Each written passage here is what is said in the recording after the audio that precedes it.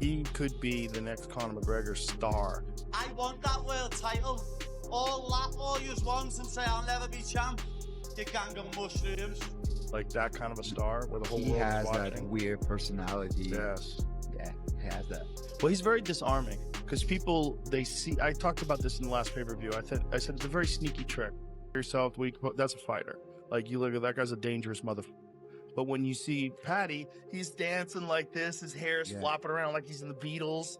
You know, he's like, he seems silly, but then he fucks people. Paddy Pimblett is undergoing intense preparation ahead of his upcoming clash with Justin Gaethje.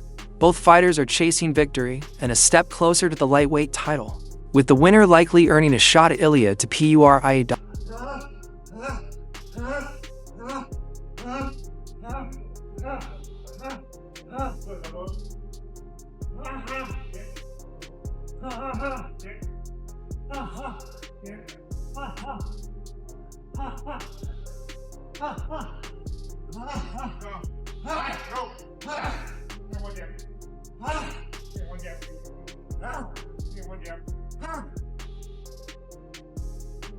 Diving deeper into Paddy versus Gaethje, attention shifts to the featherweight division, where Lerone Murphy has voiced disappointment about not receiving a title opportunity against Alexander Volkanovski. Rather than reacting with anger, Murphy has taken a reflective approach. He believes in growth, patience, and self-control, choosing to focus on improvement instead of frustration. What went through your mind when that dropped?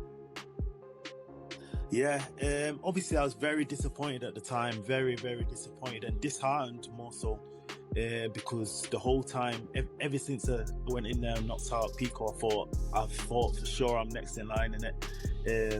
Everything seemed to be going my way, but do you know what? Like, now I've had time to digest it and get back to work. It's kind of a perspective thing, and I'm working with like a performance coach now, and it's just like everything he's teaching me is just about forgetting about the bad and just focusing on what's next. And it's a perspective thing again, and it's like I could have went to Australia, fought a close fight with Volkanovski and could have robbed me. Who knows?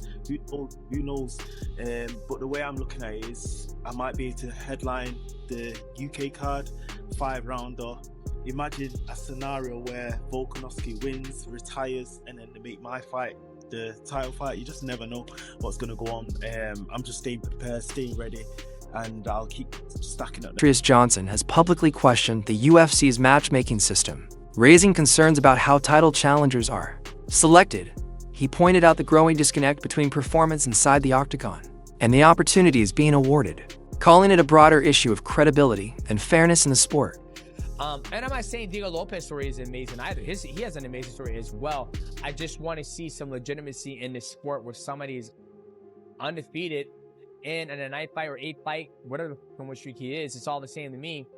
Get the opportunity to fight for a world title. So positive news followed when Alexander Volkanovski confirmed he is not retiring. Instead, he's focused on facing elite contenders like Lerone Murphy and Movsarevlov. Volkanovski views these matchups as chances to strengthen his legacy and continue testing himself against the division's best point. Be your last time in the Octagon. Yeah, I'm seeing that everywhere as well. I don't know where that come from. No, it's not. It hasn't been planned to be my last fight, so you don't need to really worry about that. I think you're going to just take it as it goes from here on, but there's definitely no plans of that. My plans are going out there and, as I told you, not taking too much damage, going out there really setting a statement, and make it, be really impressive in there, and then maybe get a quick turnaround. I think you've got a couple of other guys as well, like Movsar, Lerone Murphy. They're undefeated and all that, so they're, for the legacy, they look like they might be pretty good as well. So we'll see what happens. This one, do this in Sydney, put on a show, but again, definitely. Volkanovski also expressed sympathy for Movsarevlov, acknowledging how much the missed title opportunity must have meant.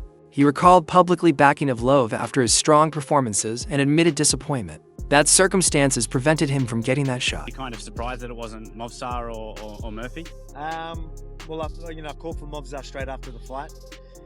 Then I knew he was going to be fighting. Then he pulled out. I knew he was meant to maybe postpone, and then he didn't take it. And I'm like, well, there goes your opportunity. So that wasn't long before I knew that wouldn't happen. That's the thing, man. Like, I feel for him in a sense where I know he definitely deserved. That's why I called for him. But I totally understand how this game works. You can't be that guy. You got to be the guy that's willing to fight anyone, anywhere. Champion explained that his future opponents depend on whether Murphy and Avlo fight other contenders or face each other. He promised both will get their opportunities eventually, but warned that long delays could stall momentum for everyone involved. Murphy fought a guy at short notice in Pico and got a massive finish, so I thought it was going to be him in December. Then I knew the UFC were waiting for John Silva and Diego, so I was like, oh, maybe it's going to be one of these guys. Let's see what happens. Let's see if this is going to be a fun fight. And it was, and that's where they went with it. But it don't matter. We'll see what happens, whether Movsar and Lerone fight somebody or each other, prove themselves, and then I'll fight them straight after. So don't worry, they won't miss the opportunity. If they back themselves, take on another fight then, or wait. Whatever. But I mean, I don't think waiting is a good idea. As I said, take your opportunities just like Lopez did, and then this is where... Out at the main event, Paddy Pimblett versus Justin Gaethje at UFC 324. Paddy has made it clear he won't approach this fight cautiously. While many expect him to avoid danger, he welcomes the challenge and is excited about standing and trading with Gaethje. He sees this as the striking test he wants and believes he has the tools to fight aggressively, rather than defensively. The war in all my years of fighting, so I'm looking forward to one. Is that what you want? Yeah, of course. Always want one. You never had a war, you want to start it by doing it with Justin Gaethje? Yeah. Where'd you head at, man? It's firmly screwed on my shoulders, lad, but people are laughing at me when I'm saying I'm going to stand with him, but I am. People think that I'm just going to shoot in the first 10 seconds. I'm not. I'm going to stand with him, and I'm going to put it on him, and people are going to be like, wow, we weren't lying. He's more of a boxer with leg kicks, and I'm an MMA striker. I don't do just boxing or Thai boxing or kickboxing or Taekwondo or karate. I'm an MMA striker, and you'll see that. Pimblett went even further with a bold statement aimed at one of MMA's most respected veterans. While acknowledging Gaethje's legendary status, Paddy declared he plans to be the one who ends Gaethje's run at the top. He framed the fight as more than just a matchup, but a moment that could close a chapter in Gaethje's career. Right. Yeah, he's unbelievable, absolute legend of the sport, legend of the lightweight division, and it's an honour to get in the cage with him and fight him, but I feel bad saying it because I've said it already. I think I'm going to retire him. Is that where you think he is in his career? You think he Yeah, is? I think he could be on the verge, on the precipice of retiring. He said himself he was going to retire if he didn't get it. Still, Pimblett made a clear distinction between confidence and recklessness. Instead of trash talk, he showed real respect for Gaethje's accomplishments. He emphasized that he fully understands the danger Gaethje brings and has no intention of making the same mistakes that have ended others before him. Going into this one, and how do you expect, how do you see him if he goes into a brawl type of fight here? I expect a war, obviously. Like, Justin Gaethje is one of my favourite fighters to watch.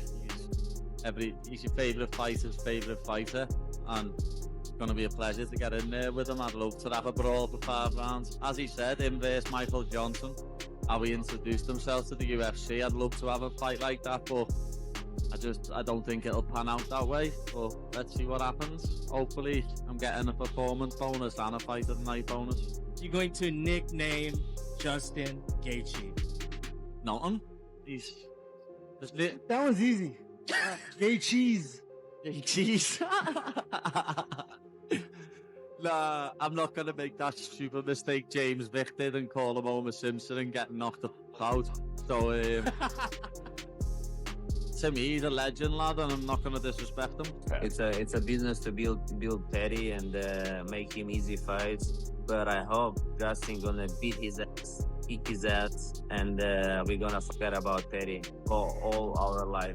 They gave him easier because they know that he's gonna lose to Ile, and the real fighters like me just watching and waiting our time, Wouldn't you kind of like the opportunity to be the one to do it to him, like to beat Paddy? Yeah. Oh my God, I would just maul his face on the ground just with my elbows. When I fought with Hooker, I was thinking, what should I do when I was on the top? Should I choke him or I just should elbow him? But with Paddy, I'm not gonna for the choke. I'm gonna just elbow him all day, all night, just make his face bleeding. Justin, if you need the help, let me know. I'll fly to you and help you. I mean, I want him to win, you know. That Boston guy, I hate him. He's such a there's a saying that like don't hate the player, hate the game. But you hold it personally against Paddy Pimblett. Yeah, I hate just Paddy. I hate Paddy. Yeah. I wish it was Oliveira fighting with Gage or someone different, but not Paddy. I hate that guy. Will you be at the fight? I imagine you'll go to January 24th. Yeah, you think you'll be there? I don't want to be there because I'm gonna fight with somebody there. Because if I see Paddy, I would like to slap him. Not slap like slapping Ilya, but real Armenian slap. Maybe this is Spanish slap, like when they put on the neck. That's the slap. I will show him like a real.